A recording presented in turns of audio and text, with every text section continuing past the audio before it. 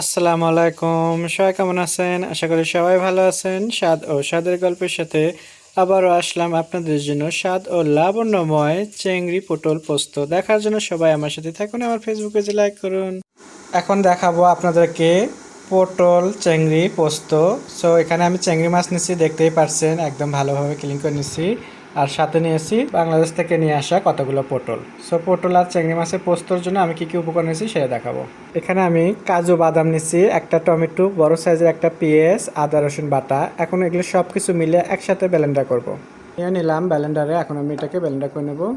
Blender হয়ে গেছে, এটাকে এখন আমি পাতিলে ঢেলে নিচ্ছি চুলোর উপরে একদম। পাতিলে আমি তেল দেওয়া হয়নি, সে তেলটা দিয়ে দিচ্ছি এখানে। এই ফাঁকে চিংড়ি মাছটাও আমি একই ব্লেন্ডার করে নেব। এখন আমি এখানে চিংড়ি মাছটা ব্লেন্ডার করে নেব। চিংড়ি মাছটা ব্লেন্ডার হয়ে গেছে, বাকিটা চুলায় দেখাবো। এখানে একটা প্যান বসে দিচ্ছি, এখানে আমি একটু পটলগুলো ভেজে নেব আর এখানে একটু আলু দেবো। তো তেল দিলাম, পটলগুলো ভেজে নেওয়ার জন্য আমি এখানে পটল দিয়ে দিচ্ছি। সাথে দিয়ে দিচ্ছি একটু নুন, দিচ্ছি একটু হলুদ। এই দুটো উপকরণ দিয়ে পটল আর আলুটা আমি ভেজে নেব। আমি আলু দিয়ে দিচ্ছি, পটল দুটোকে একসাথে ভেজে নেব। দিয়ে দিচ্ছি স্বাদ মতো লবণ, হলুদ পাউডার, মরিচ পাউডার। এবং গ্রেভি সুন্দরভাবে আমি এটাকে কষায় নেব। আর এখানে খুবই সামান্য একটু গরম মশলার পাউডার দেবো। তো ততক্ষণে আমি এটাকে ভালোভাবে কষিয়ে নিচ্ছি চুলের উপরে। গরম মশলা পাউডার বলতে আমি এখানে শুধু এলাচি পাউডার দিচ্ছি। এলাচি পাউডার দিয়ে আমি এখন গ্রেভিটা সুন্দরভাবে মিশিয়ে নিচ্ছি। দেখতেই পাচ্ছেন খুব সুন্দর একটা কিন্তু কালার এসে গেছে আমার পটল চিংড়ি পোস্তর। এখানে আলু পটলটাও খুব সুন্দরভাবে আমি ভেজে নিচ্ছি। গ্রেভিটা কিন্তু আমার একদম তৈরি হয়ে গেছে, খুবই সুন্দর একটা স্মেল আসছে গ্রেভি থেকে। দেখতেই আমার কালারটাও খুবই সুন্দর এসে গেছে। আর আলু পটলটাও এখানে ভাজা হয়ে গেছে। আলু পটলের ভাজাটা আমি অফ করে দিচ্ছি গ্রেভিতে আমি এখন বেটে রাখা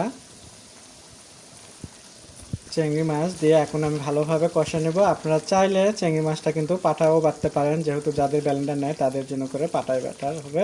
সো আমার বাসায় ব্লেন্ডার আছে বলে আমি ব্লেন্ডারে করে বেটে নিলাম। সো এখন আমি গ্রেভির সাথে দেওয়ার পরে এই যে ঘন ঘন নাড়া দিতে হবে, যে কোনোভাবে যেন দলা না বাজে।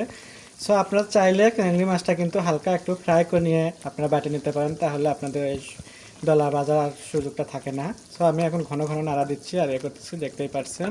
সেভাবে ঘন ঘন নাড়া দিতে হবে, দিয়ে একবার মিক্স করে নিতে হবে ভালোভাবে আমি দেখতেই পাচ্ছেন মিশিয়ে নিচ্ছি। এটাকে একটু দলা দলা থাকে যাচ্ছে, এটাও কিন্তু খেতে খুবই ভালো লাগবে, দেখতেও কিন্তু সুন্দর হয়েছে এটা। সো এইভাবে ভালো করে কষা নেব কিছুক্ষণ।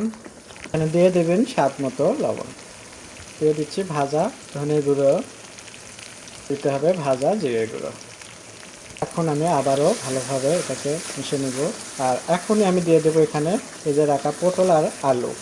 সো আমার দেখতেই পাচ্ছেন পটল আলুর ভাজা রাখা, ওটা আমি দিয়ে দিচ্ছি। আজকের পটল চিংড়ির পোস্তটা কেমন লাগবে আপনাদের কাছে আপনারা জানাবেন আমাকে। ভিডিওটা বেশি বেশি দেখবেন, শেয়ারের মধ্যে জানাবেন, কমেন্টের মধ্যে। আমার মনে হয় অনেকেই আপনারা এভাবে করেননি কখনো, এটা মনে হচ্ছে আপনাদের অনেকের ফার্স্ট টাইম হবে। সো এটা কিন্তু আমার দ্বিতীয়বার, কারণ এটা একবার আমরা বানিয়ে খাইছি, তখন খুবই মজা লাগছে, তখন ভিডিও করিনি ফার্স্ট টাইম দেখে। সো এই জন্য মনে হলো দ্বিতীয় টাইম আপনাদের জন্য আমি ভিডিও বানাবো, যেন আপনারা দেখতে পান, শেয়ার করতে পারেন। সো এটাকে আমি এখন খুবই সামান্য গরম পানি দিয়ে দিচ্ছি, দিয়ে ঢাকনা দিয়ে কিছুক্ষণ রেখে দেবো। পানিটা দেওয়ার পরে আমি মিশিয়ে নিচ্ছি এভাবে, ঢাকনা দিয়ে কিছুক্ষণ রান্না করে নেব। ঢাকনাটা তুলে নিয়ে এখন একটু নাড়াচাড়া দিয়ে দিতে হবে এভাবে। আর এটা কিন্তু একদম এরকমই মাখামাখাই থাকবে।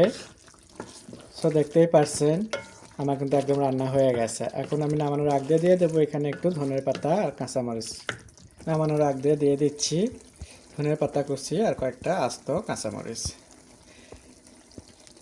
সো আপনাদের ভালো লাগলে একবার হলেও বাসায় আপনারা এভাবে চিংড়ি পটল পোস্ত বানাবেন। আর নতুন নতুন ভিডিও দেখার জন্য সাথেই থাকবেন। সবাই ভালো থাকবেন, আল্লাহ হাফেজ।